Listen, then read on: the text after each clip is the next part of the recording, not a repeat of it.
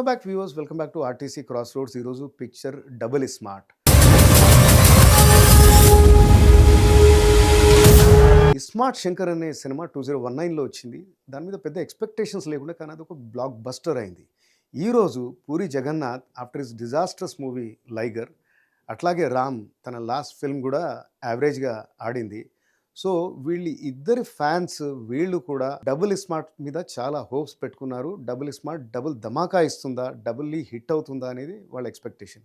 కానీ అది కాలేదనే చెప్పాలి. బట్ ఈ ఫిల్మ్ హోల్సమ్ ఎంటర్టైన్మెంట్ ఇస్తుంది, మిమ్మల్ని కుర్చీలో కూర్చోబెడుతుంది, ఒక 2.5 hours అయితే ఎంగేజ్ చేస్తుంది. Great production values, Rams energy and swag, Telangana slang, energetic dances and action sequences, ఇవన్నీ కూడా సినిమాకు ఒక 40% మార్క్స్ తెస్తాయి. గుంజి కొడితే గుడ్డు గులాబ్ జామ్ అవుతుంది. అయితే ఇస్మార్ట్ శంకర్ సినిమా ఏది ఉందో దానికి ఇది కంటిన్యూషనే. సో దేర్ఫోర్ ప్రేక్షకులకు అందరికీ కథ మీద అవగాహన ఉంటుంది.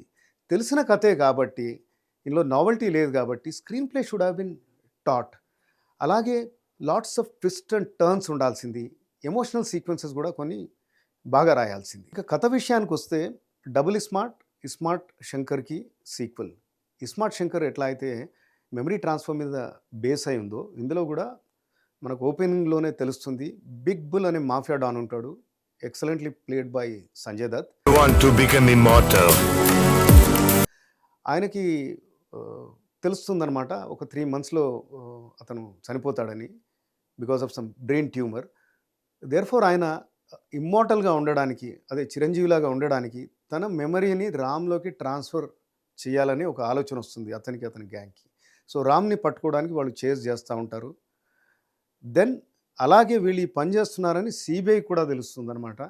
సో సిబిఐ కూడా ఈ ప్రొసీడింగ్స్లో వాళ్ళ ఇంట్రెస్ట్ వాళ్ళకు ఉంటాయి. వాళ్ళు బిగ్ బుల్ని పట్టుకునే ప్రయత్నం చేస్తారు. ఇద్దరికి మధ్యలో రామ్ ఉంటాడు, నలిగిపోతూ ఉంటాడు. ఆ సంఘర్షణ అనేది ఉంటుందన్నమాట. సో రామ్ ఈ ఇద్దరు ఎత్తుల నుంచి తనకు ఒక గోల్ ఉంటుంది. తన గోల్ని ఈ ఇద్దరిలోంచి దాటుకొని అచీవ్ చేయగలుగుతాడా అనేది పిక్చర్. సినిమాకి plus points, amazing production values, cinema అంతా రిచ్గా కనబడుతుంది.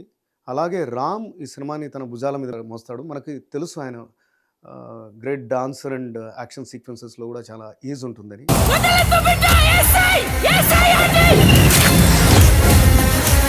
But emotional sequences and confrontation సీక్వెన్సెస్లో కూడా టెరిఫిక్ పర్ఫార్మెన్స్ ఇచ్చాడు.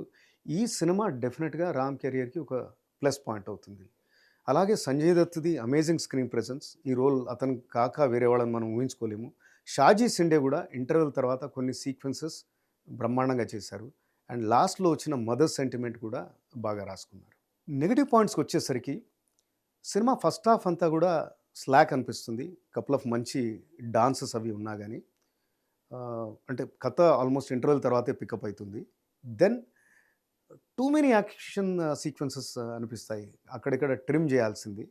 సాంగ్స్, డాన్సెస్ అమేజింగ్గా, అంటే విజువల్గా బ్రహ్మాండంగా ఉన్నా కానీ అవి కూడా ఆ స్టోరీ స్పీడ్ బ్రేకర్స్ లాగా అడ్డుకుంటాయి. దెన్ అలీ చేసిన బాకు అనే క్యారెక్టర్,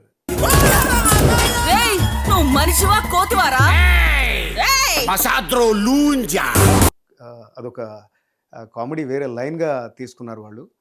అది నెససరీ లేకుండే, ఈవెన్ దో కాస్త హిలేరియస్గా అది ఉన్నా కానీ ఆ సినిమా అసలు ఆ ఫ్లోని ఆపేస్తుంది. అండ్ డైలాగ్స్ అవి వల్గారిటీ ఒక రేంజ్ మించి ఉన్నాయి. అక్కడ కూడా కాస్త శ్రద్ధ తీసుకోవాల్సింది. అండ్ ఈ సినిమాని ఒక 10-15 minutes ట్రిమ్ చేసినా బాగుండేది. అండ్ దెన్ ఫస్ట్ ఫిల్మ్లో ఏదైతే ఇస్మార్ట్ శంకర్లో sentiment angle Shankar and Chandini మధ్యలో వర్కౌట్ అయిందో చాలా బాగా తీశారు. అది అలాంటి స్ట్రాంగ్ సెంటిమెంట్ ఈ పిక్చర్లో లేదు. అది కూడా ఒక డ్రాబ్యాక్. పోతే ఈ సినిమాకి నా rating 2.75/5. Thanks for watching this. See you soon.